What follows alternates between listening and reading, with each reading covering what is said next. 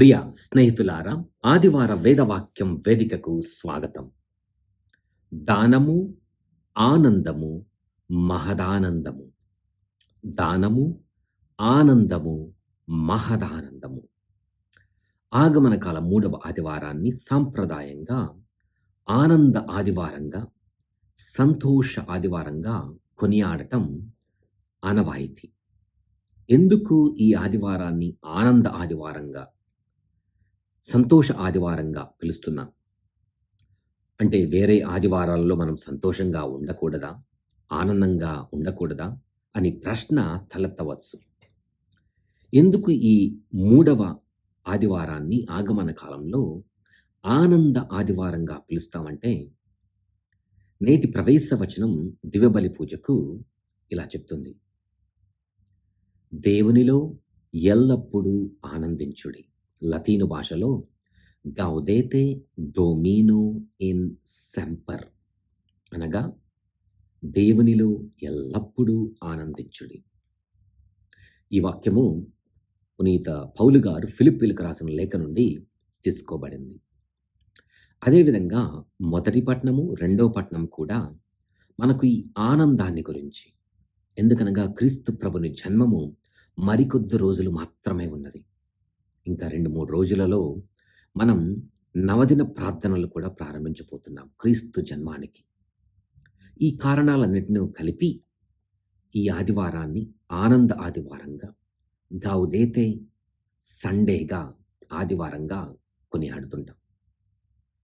మొదటి పట్టణంలో జెఫనయా ప్రవక్త ఇశ్రాయేలు ప్రజల పరిస్థితిని, వారి గడ్డు పరిస్థితిని తెలియచేస్తూ, ఎలాగైతే వారు యుద్ధము నుండి, యుద్ధముతో మసకబారిన వారి జీవితాల నుండి దేవుడు వారిని విడుదల గావిస్తూ స్వతంత్రులుగా చేస్తాడో, ఆ సమయంలో వారు ఈతి బాధలను మరచి దేవునిలో ఆనందించుటకు, ఎలాగైతే స్వయాన దేవుడే ఇశ్రాయేలు ప్రజలను వెంట ఉండి నడిపిస్తాడని తెలియచేస్తూ, జెఫనయా ప్రవక్త ఆనంద స్వరాన్ని ఎలుగెత్తి చాటుతున్నాడు. మరి ఈ ఆనంద ఘడియలను మనం ఎలా ఆస్వాదించగలమంటే, ఎప్పుడైతే మనం దేవునిలో నిండుగా ఆనందిస్తామో, సంతోషిస్తామో. ఇదే విషయాన్ని భక్త పౌలు 2వ పట్టణంలో ఫిలిప్పీలకు రాస్తూ చెప్తున్నాడు. ఫిలిప్పు సంఘం, ఫిలిప్పులోని క్రైస్తవ సంఘం పౌలు గారు స్థాపించిన మొట్టమొదటి క్రైస్తవ సంఘాలలో ఒకటి.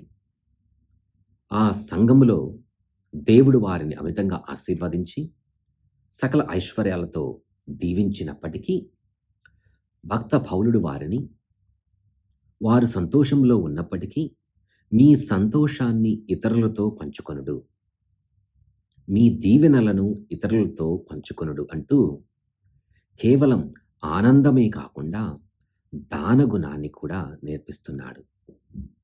అందుకే దానము, ఆనందము, మహదానందము.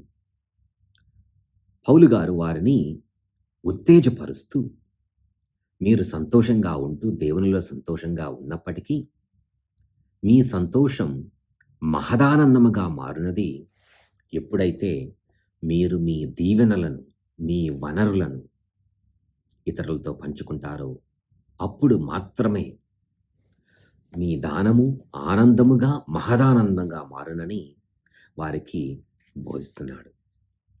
మరి సువిశేష పట్టణంలో బప్తిస్మ యోహాను యొద్దకు వచ్చి 3 కోవలకు చెందిన వ్యక్తులు, చెప్పండి, మేము సంతోషంగా ఉండాలంటే, జీవితంలో ఆనందంగా ఉండాలంటే ఏమి చేయాలి చెప్పండి అని జనసమూహములు వారిని అడిగారు.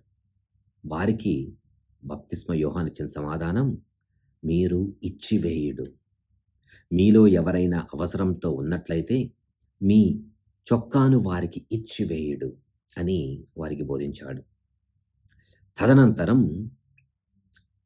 పన్నులు సేకరించేవారు వచ్చి, మాకేమి మీరు చెప్తారు అనగా, బప్తిస్మ యోహాను వారికి చెప్పిన విషయం, మీరు ఆనందంగా ఉండాలంటే మీరు చేస్తున్న మోసపూరిత పనులను ఆపివేయుడు. అప్పుడే మీరు నిజంగా ఆనందంగా ఉంటారు అని వారికి చెప్పసాగాడు. చివరకు సైనికులు వచ్చి, మరి మేమేమి చేయాలి ఆనందంగా ఉండాలంటే అని చెప్పినప్పుడు, మీకున్న దానితో సంతృప్తి చెందుడు. ఈ 3 కోవలకు చెందిన వాళ్ళు ఒకరికి ఇవ్వమని చెప్పాడు. ఇంకొకరికి అసమానతలను, అనైతిక చర్యలను ఆపివేయమని చెప్పాడు. మరొకరికి ఉన్నదానితో సంతృప్తి చెందమని బోధించాడు. మరి నీకు, నాకు భక్త యోహానుడు ఏమి చెప్తున్నాడు ఈ ఆనంద ఆదివారం రోజున? నిజాయితీగా, నీతిగా, సత్యాన్ని బోధించే బప్తిస్మ యోహాను స్వరాన్ని ఆలకించినట్లయితే మన జీవితాల్లోనికి క్రీస్తు ప్రభువును నిండుగా స్వీకరించగలం ఈ క్రీస్తు జయంతి రోజున.